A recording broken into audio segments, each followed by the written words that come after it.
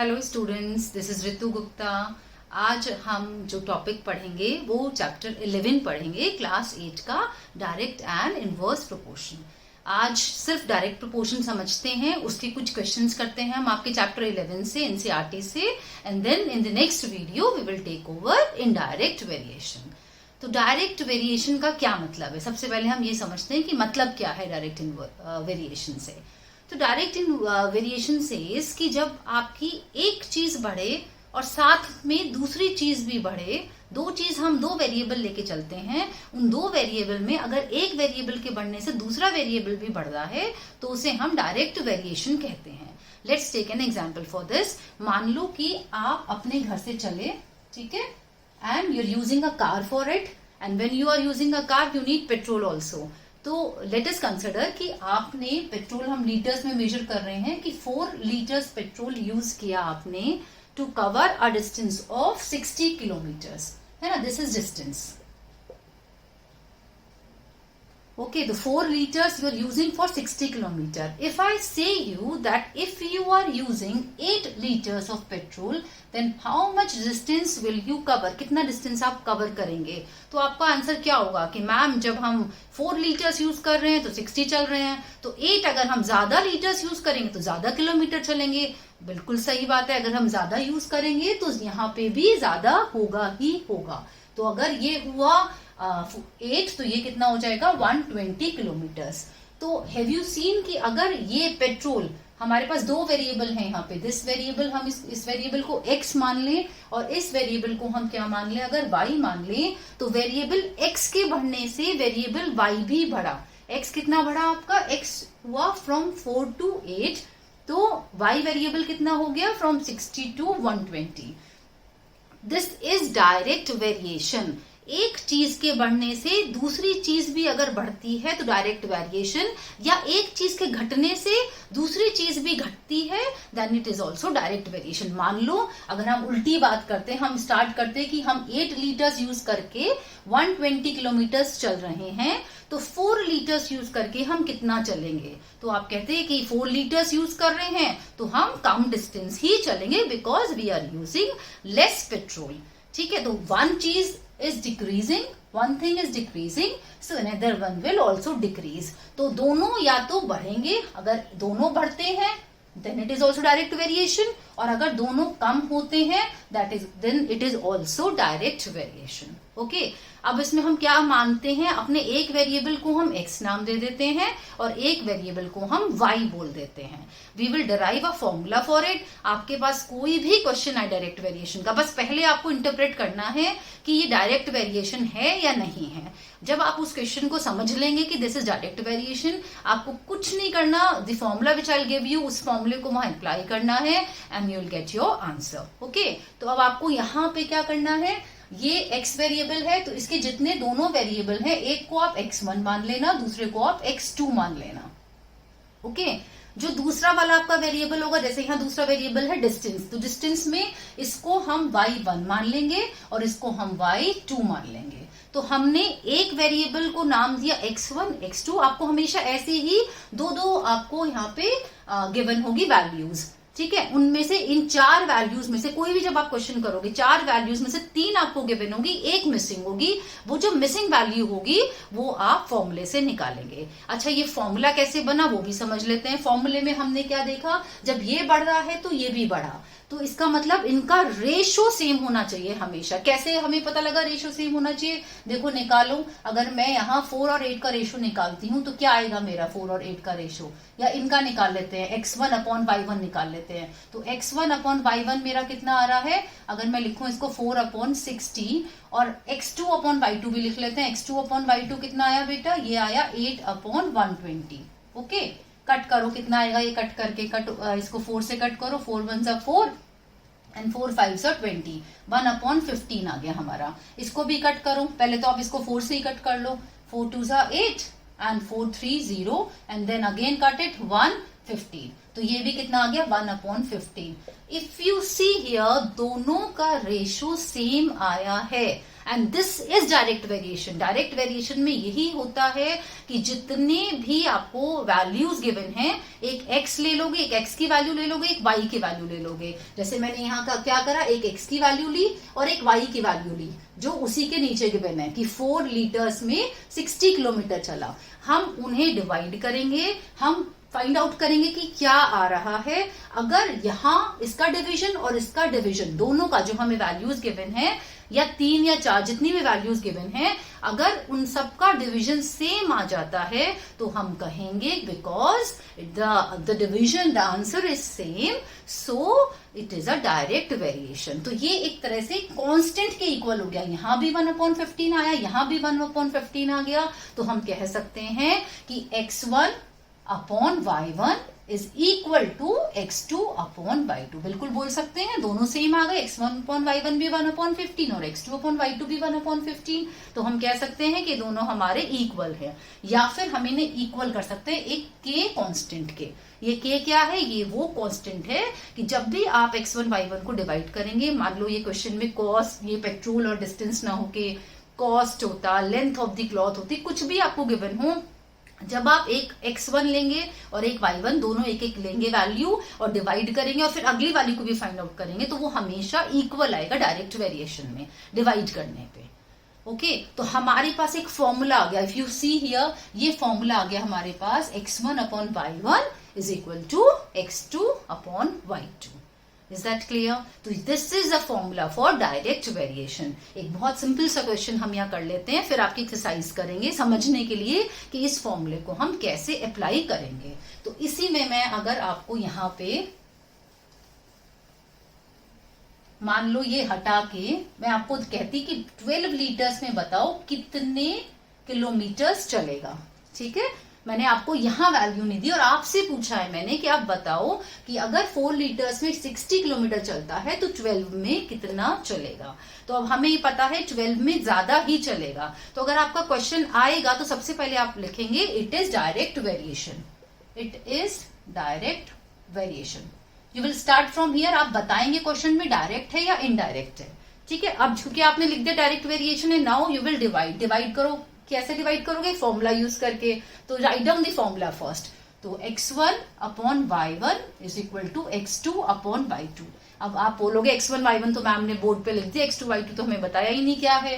तो हम जब इसको हमने x1 माना, पेट्रोल को हमने x माना हुआ है, तो इसकी पहली रीडिंग x1 है तो इसकी दूसरी रीडिंग क्या हो जाएगी बेटा? x2 हो जाएगी। इसकी पहली रीडिंग y1 है तो इसकी दूसरी रीडिंग क्या हो जाएगी? y2 हो जाएगी।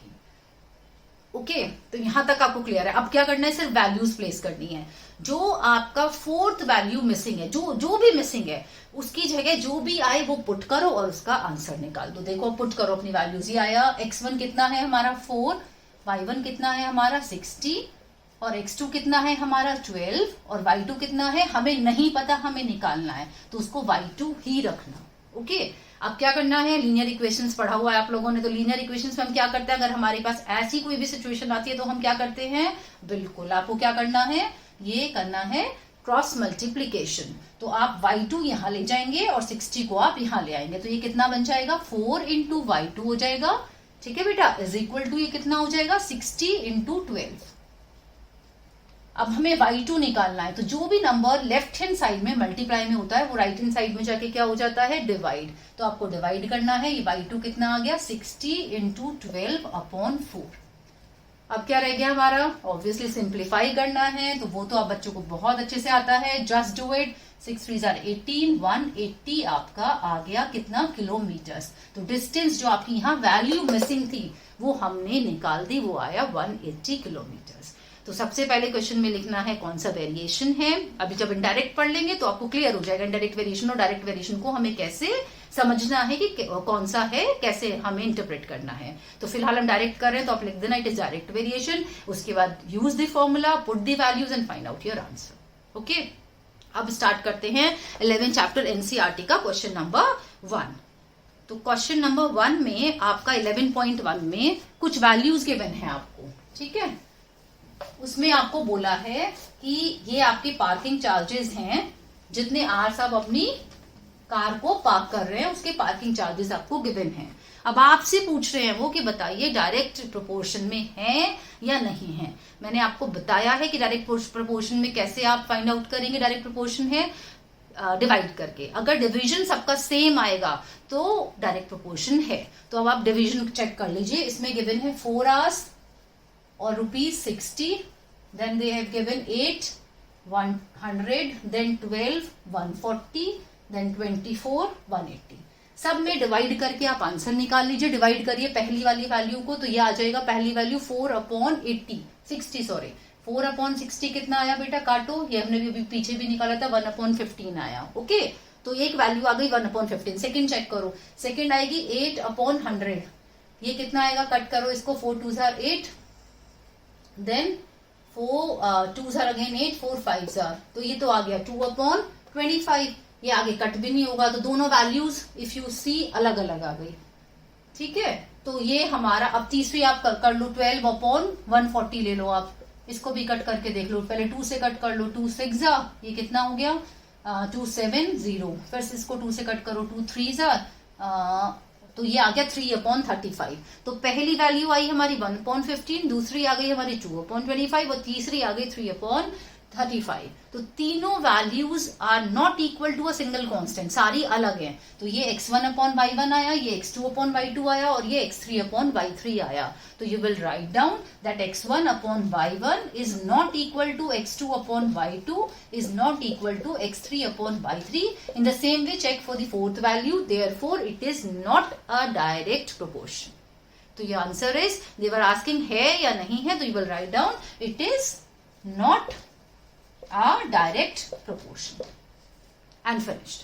यहां ये खत्म हो गया, बस आपको रेशियो चेक करके बताना है इसमें। ओके बेटा, now let's see question number 2। तो question number 2 is a mixture of paint is prepared by mixing 1 part of red pigments with 8 parts of the base। अब आपको यहाँ पे 2 वेरिएबल है इस बार। पहला वेरिएबल क्या है, part of the red pigment, उसको हम x मान लेते हैं, और पार्ट ऑफ बेस जो है हमारा दूसरा वेरिएबल है, इसको हम y मान लेते हैं। ऑलरेडी दे आर सेइंग कि इसमें हमने मिक्स किया है 1 को 8 के साथ।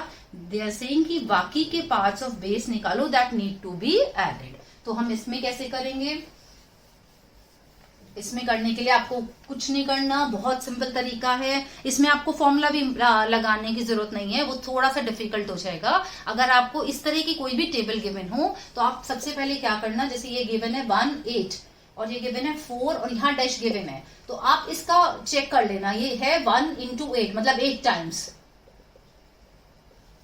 This is 8 times. ओके, 1 का 8 टाइम्स है 8। तो बहुत इजी तरीका है, आपको आगे के सारे नंबर्स को 8 से मल्टीप्लाई कर देना है। तो आप क्या करोगे, 4 into 8 कर देना, तो नेक्स्ट वैल्यू आ जाएगी 32।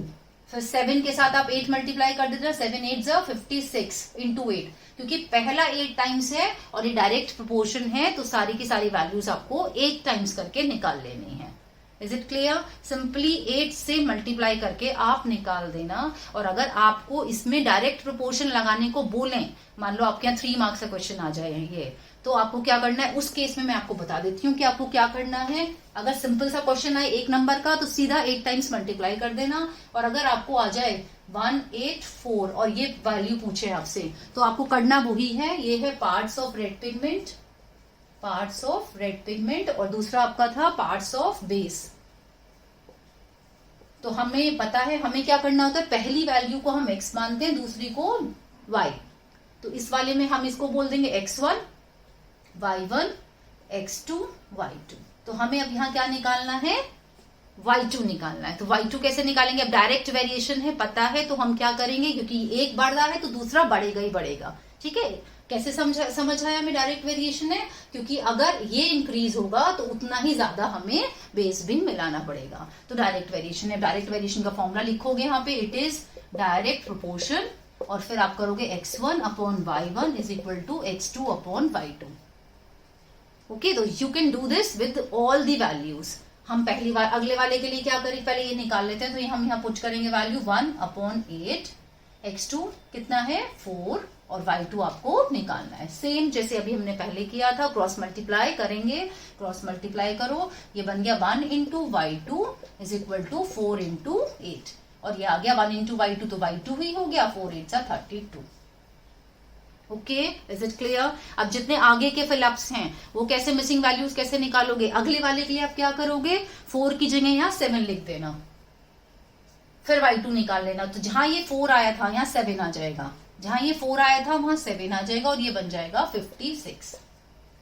पूरा सेम करना है, बस जो जो वैल्यूज मिसिंग है उसका आप यहाँ पे x2 यूज कर लेना नेक्स्ट y2 निकालने के लिए। क्लियर है बच्चों? Okay, now for the next question. तो next question students, question number 3, इसी में they are saying in question number 2 above if one part of the red pigment requires इतने ऑफ द बेस। अब की बार इन्होंने इसी क्वेश्चन में वॉल्यूम गिवन दिया है, पार्ट्स ऑफ बेस ना देके अब की बार बेटा क्या दे दिया, दे have given us the volume. तो वॉल्यूम यहाँ पे आप चेंज कर देना, वॉल्यूम लिख देना। वॉल्यूम कितना दिया हुआ इन्होंने, 75 ml दिया है। Okay, now what they are saying, how much red pigment should be mix with इतने ऑफ द बेस। अब इन्होंने पूछा है कितना रेड पिगमेंट, मतलब यहाँ क्वेश्चन मार्क आया, and the volume is 1800 ml। We will proceed in the same way, x1 then this will be x2 क्योंकि ये x है वेरिएबल, this y तो y1 y2। Okay, x2 find out करना है। First of all write down it is direct variation, then या direct proportion कुछ भी लिख सकते हो। Then the formula x1 upon y1 is equal to x2 upon y2। x1 1, y1 75, x2 निकालना है, x2 की जगह x2 ही रखना है आपको, and y2 is 1800। Now cross multiply, this will be 1 into 1800 is equal to x2 into 75। अब x2 जो निकालना है तो x2 के जो साथ वाला नंबर है मल्टीप्लीकेशन में क्या है आपके पास, 75 है यहाँ पे, ये 75 यहाँ चला जाएगा डिनोमिनेटर में, तो you will get x2 is equal to 1 into 1800 divided by 75 and you will get your answer। Divide कर लीजिए and you will get your answer। Is it clear? कैसे करना है डिवीजन आप लोग, I know you can do it yourself. Now question number 4। So question number 4 is a machine in a soft drink factory fills 840 bottles in 6 hours। तो अब की बार हमें क्या गिवन है बेटा, हमें बॉटल्स गिवन है, नंबर ऑफ बॉटल्स और टाइम गिवन है। तो यू विल राइट डाउन, दो वेरिएबल लेंगे एक्स वाई, एक हो गया आपका नंबर ऑफ बॉटल्स और y आपका हो गया यहाँ पे 6 hours मतलब टाइम। तो they are saying 840 bottles are filling in 6 hours and how many bottles will it fill in 5 hours। फिर बॉटल निकालनी है आपको, question mark, and now the time is 5 hours। ठीक है, तो this is hours, time is in hours. Same x, this is x, so this will be x1 x2, y variable तो y1 y2। So this is direct variation or not? Obviously क्या है यहाँ पे, when we are filling the bottles for 6 hours, तो 840 bottles are filling. Now we have limited time, we are doing it only for 5 hours, तो number of bottles will reduce. तो जब time reduce हुआ तो bottles will also get reduced. So this is also direct variation. One thing is decreasing, other will also decrease. Okay, so write down first, it is direct proportion. Okay, now use the formula x1 upon y1 is equal to x2 upon y2. Place the values, x1 is 840, y1 is 6, x2 you have to find out and y2 is 5. Again cross multiply, you will get 840 into 5 is equal to 6 into x2. You have to find out x2 here. So x2 will be 840 into 5 divided by 6. Again divide and find out your answer. 6 ones are 6, 6 fours are 24 and 0. Now 20, 5 fours are 2 carry 720. So, sorry, 720. 700, sorry. You will get 700 bottles as the answer. Okay, 700 bottles आपको निकालना था, direct variation है, तो you did it nicely. ये अच्छे से, I think it is clear to you. Now I'm finishing this video today here. अगर आपको अच्छे से समझ आया है तो please like the video and share this with your friends so that they can also understand this topic very well. Okay beta, thank you so much for watching the video.